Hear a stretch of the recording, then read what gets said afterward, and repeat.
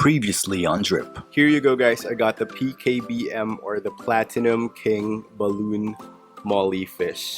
This type of fish is not really on the common side. That means it's not as affordable as the common fishes that you'll find in the pet shop. He is giving away Yamabuki freebies and they look so great. Hi guys, Vince here and welcome back to Drip. I know that you guys have been waiting for this video because I've been receiving a lot of requests for it. In today's video, I will teach you guys how to make a BBS or Artemia or brine shrimp culture. The process that I'll be showing is just very basic. You guys can do this at home. You do not need expensive equipment to do your very own brine shrimp culture at home. So if you guys are interested, let's drip.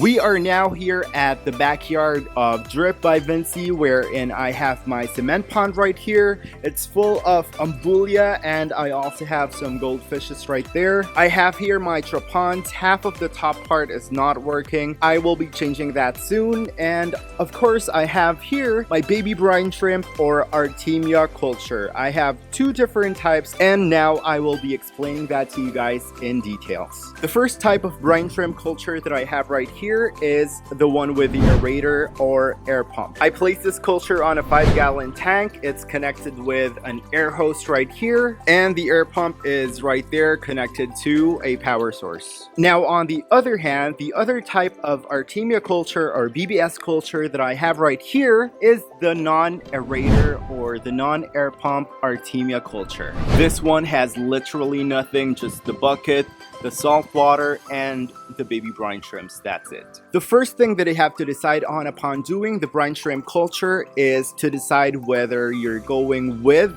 or without an aerator. If you guys start the culture with the aerator, you have to be consistent. The aerator should be on 24/7 to keep your culture up and running and keep the brine shrimps alive. Now, if you are going without an aerator and you decide to just use this specific bucket or whatever container you have at home, my only tip is you have to make sure that the area or the container that you have is large enough to support the brine shrimp culture. If you guys start your brine shrimp culture and if they are so packed or so crowded in one specific container, sooner or later, believe me, your culture will crash. Let's keep in mind that these shrimps are alive and they need space to swim. This paint bucket can carry up to 16 liters of water, and as of right now for the culture without an aerator, it's a little bit more half full, but those brine shrimps are definitely alive and they are thriving on this specific culture. When you're already decided whether to go with an air pump or without an air pump, the next step that you have to do is to get your container. I have right here a paint bucket that's already empty. This one can carry up to 16 liters of water. I will just wash this one and I will show you the step-by-step process on how to prepare your baby brine shrimp culture. Now that the bucket is clean, let's just all imagine that, and I want to give a disclaimer that if you are starting your own BBS culture, make sure to use a very clean water bucket or an empty tank. This one is a 5-gallon tank.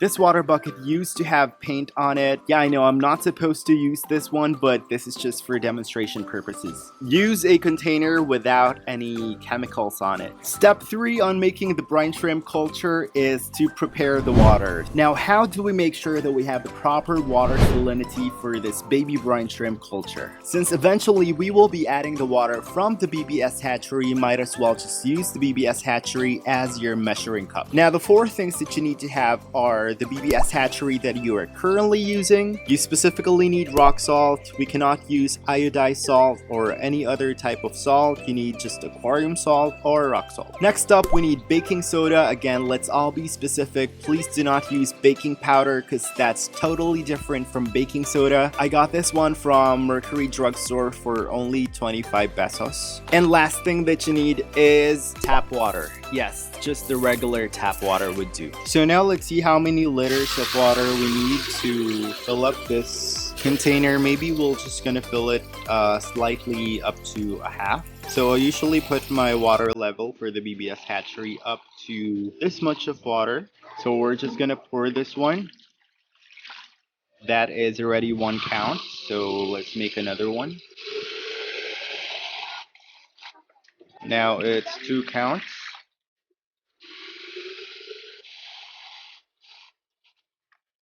This is number 3. Maybe let's just do 5. Now this is number 4. I will help you. You need help. You need help. You want to help me, Sam? Yeah. Okay, I'll do it. Come on. Stop. So now that's gonna be the 5th one. Thank you. Let's do one more. Okay. So we're gonna do 6. Enough. A little bit more, please. A little bit more. Okay, enough. Thank you so much. So now we have 6 portions of the BBS hatchery water. This is just regular tap water. Now we're going to add the rock salt. This scooper is usually seen in coffee or milk containers. So I'm going to use a regular tablespoon to scoop out the salt that we need. That's 1. Here's another 1, 2. And that's 3. So this is a total of 3 not so overflowing tablespoons of rock salt. So this is gonna be 1 portion for the BBS hatchery. And we're gonna do 5 more since we placed a total of 6 portions of tap water. 2. Here's the 3rd one. Here's the 4th one. The 5th one. And the 6th one. Now the last step for this water prep is to put the baking soda. Artemia or brine shrimps thrive with a pH level of 7.5 to 8.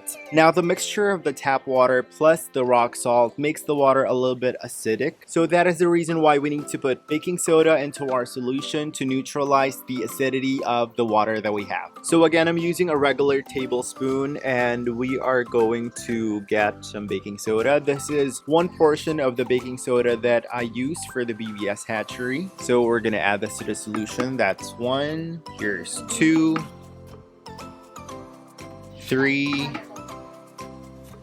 That's 4. That's 5. And this is the 6th one. Now that we have everything inside the bucket, we have our tap water, our rock salt, and our baking soda. It's time to mix the solution. You can use your hands or whatever tool that you want to use to mix the solution. So just make sure it's well mixed. We have to continue mixing until the salt and the baking soda is dissolved in the water. Now that everything is mixed in, we are going for step 4, and actually you don't have to do anything on this, but you have to wait for a couple of days up to a week. What I mean by that is we have to make sure that this solution or this culture is already established even before we put in the baby brine shrimps. What I mean by established is you already see the algae growth on the sides of the container that you used. Other people might ask if we can use green water for the solution instead of tap water. One of my friends actually used green water for his BBS culture. Shout out to Admin Fee from Drip by VNCI. So yeah, he used green water and he was successful with his culture, but actually the green water algae from the fresh water does not really survive with salt water. That's totally different. And if you guys will observe on the cultures that I have right here, the water is definitely clear and it only developed algae on the sides of the tank or the surface area. This is the one with the aerator. And on my other culture, the one without an aerator, the water is also clear. This one is very clear and it only developed algae on the sides of the container as well. So to answer your question, if you use green water on your solution, yes, that is possible. It might increase the development growth of algae, though I'm not going to vouch for that because that's not the process that I tried, but definitely can give it a shot. So how do we make sure that this solution is established before we even put the baby brine shrimps? All we need to do is to put it under direct sunlight. So put it in an area with morning sun or afternoon sun. Just make sure that it will get sun so we can get a faster development on the algae growth. Give this container a few days up to a week and it will definitely develop algae. Once you see that algae is present on the container, then you can continue to the next step. So now, assuming that your container already has algae on it, I'll use my culture as an example. So I'll get just one slab of algae on this container and I just wanted to show it to you guys. This is the type of algae that grew in my container. It's like jelly. And this is also what your algae should look like. You can also notice that the walls on my container already turned green. That's from the algae buildup, and that's so perfect for your culture. If your culture is already established, you can proceed to step 5. And now it's about time to add our baby brine shrimps. We are now at the BBS hatchery area, and you guys already know this by now, but I'm still gonna show it to you. So I turned off the aerator or the air pump. I'm just gonna remove this hose right here. I'll let it rest for 2 minutes. Then I'm going to do my first flush. I always do one flush because that's the problem with having a soda dispenser hatchery. In this process, the BBS goes down from their circulation, and normally they tend to carry some of the shells down to the drain, so I make sure to make that first flush just to ensure that those eggs will stay on top of the BBS hatchery. I just love how orange this BBS looks like. They're super high quality. And of course, I'm using the Drip by VNCI baby brine shrimp eggs. The Drip by VNCI baby brine shrimp eggs are available on SHOPEE. All the links that you need are on the description box down below. We have a lot of different sizes available. We have it in 5 grams, 10, 20, 30, 40, 50, and up to 80 grams worth of BBS. And of course, these are premium grade baby brine shrimp Bohai Bay eggs. They do have a 95% hatch rate, and it's just so perfect. Drip by VNCI is located in Las Piñas. If you live around the area, you can go here and pick it up yourselves. If you are a city or two away from Las Piñas, we can have it shipped via Lalamove or Tok Tok. If you guys live far away, you guys can check out on SHOPEE so that we can save a little bit more on the shipping cost. Now that 2 minutes is over, most of the brine shrimps already settled at the bottom of the hatchery. We are going to do our first flush, so I'm just going to flush it for maybe around 3 seconds to make sure to get the eggs, and I'm going to put this back slowly in the hatchery so that the shells on top will not be disturbed that much. Once done, I'm just gonna let that sit for 5 to 7 minutes, and after that, it's already harvest time. Now that 5 minutes is over, the shell separation is already complete. All the live baby brine shrimps are now at the bottom of the hatchery, and now it's time for harvest. 2 things that we need for harvesting would be a small container and a BBS net. I make sure to wet the BBS net before harvesting to ensure that the water would just flow through the BBS net without any problems.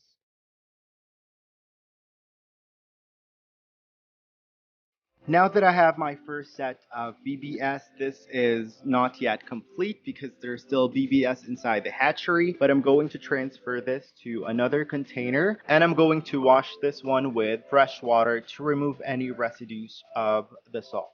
So we're just going to pour water over the BBS net just to make sure that the BBS goes into the fresh water. Now let's go back to harvesting.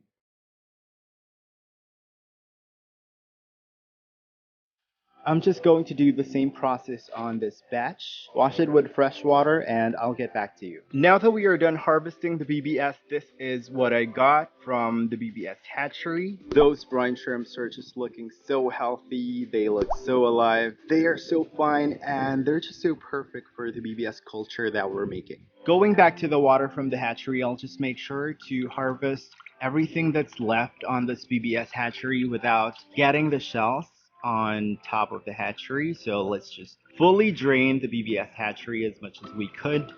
I think we could stop there. This is the BBS water that we got, or the brine shrimp water. This is what we do on a daily basis. We fully drain the BBS hatchery and we just get all the BBS water from it. Harvesting the BBS will not be perfect. There will be some BBS that will just pass through the BBS net that we have, so you guys can see them right now. They will not go to waste because they are going to our BBS culture. So now we are going outdoors, and I will show you guys that I just add the water from the BBS hatchery to our culture, and I don't mix a new solution anymore. So I just put this one straight up to the BBS culture. I'll split it in half, part here on the non-aerator and another half goes to the one with the aerator. I also got a lot of questions about the food that the brine shrimps eat in the culture, and the answer to that would be spirulina tablets. Spirulina tablets are also available on the Shopee account of Drip by VNCI. All the links are on the description box down below. I believe, if I am not mistaken, we are the lowest price in the market that sells repacked spirulina. We have different quantities. We have 35 pieces for 25 pesos. We have 70 pieces for 40 pesos, and we also have 150 pieces for only 79 pesos. I think that's very much affordable. You guys can visit our Shopee account. So what I did is I took a lot of spirulina tablets, I crushed them and turned them into a powder so that I can use this to feed the brine shrimp. So I just get a tiny bit and I mix that into this water, the hatchery water. So I mix this until it's dissolved. To be honest with you guys, if your culture is already established, you can do this like once a week. I only feed them once a week with spirulina. I see a lot of the adult brine shrimps munching on the algae on the surface area of the tank. So yeah, that's good. But if you just established your culture, it's always best to feed them maybe like after 3 days. So I just pour half of it on this culture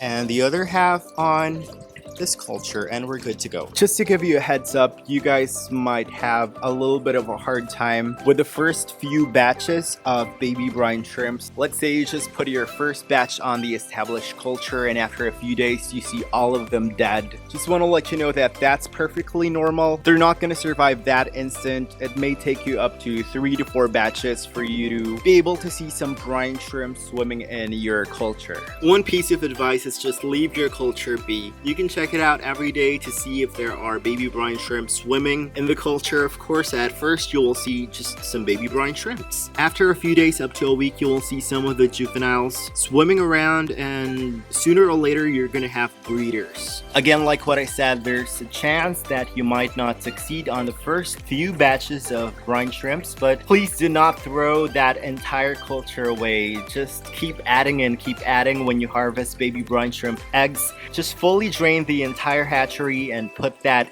in your culture. Eventually, you're gonna see babies swimming around your BBS culture. So now that you've successfully made your BBS culture, it's up to you. You can do whatever you want with it. You can keep them as pets. You can feed them to your other fishes. But what I do is I just get a regular fish net. This one has bigger holes on it. This is not like the BBS net that we used earlier. The main reason for that is I only just want to get the juveniles or the breeders, and I just want to keep the babies on the culture. Because the only purpose of this culture is for me to be able to feed my breeders and my beta fish with bigger brine shrimps. But of course, you guys can keep the breeders. It's up to you. You guys can wait for them to have eggs on the tank. Eventually, they will just multiply. But that's just what I do. So I just dip this fish net in. I just get the juveniles and the breeders, feed them to my beta fish and my other fishes.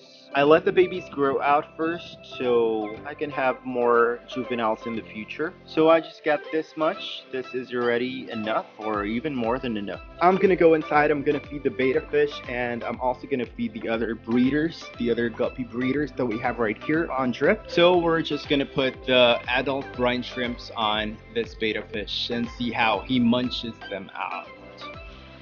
He loves it so much. I'll just give him a few and I'll give the other brine shrimps to my guppy breeders. I have right here my albino platinum dumbo ear red-tailed guppy. I'm gonna feed them with brine shrimp. There you go. They just love the juveniles, and the brine shrimp breeders, they're just munching them out. And I'm just going to give the rest to my other albino Peter who just gave birth so that she can recover and eat. When your bucket or your container or your tank is already full, what I do is I regularly siphon the tank and I put the BBS net on the other end to get the rest of the BBS.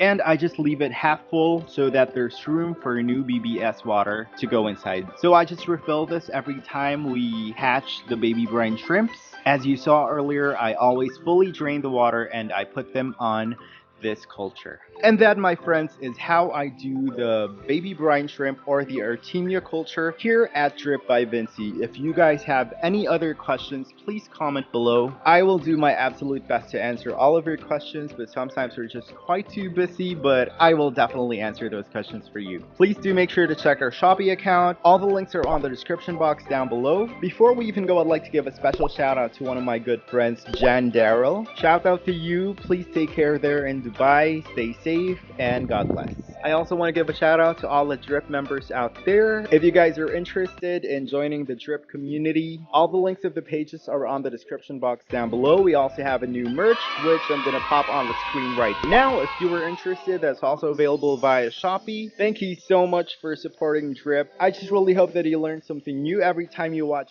Drip, and I think that's it for today's video. Thank you so much for watching, and I'll see you on the next one.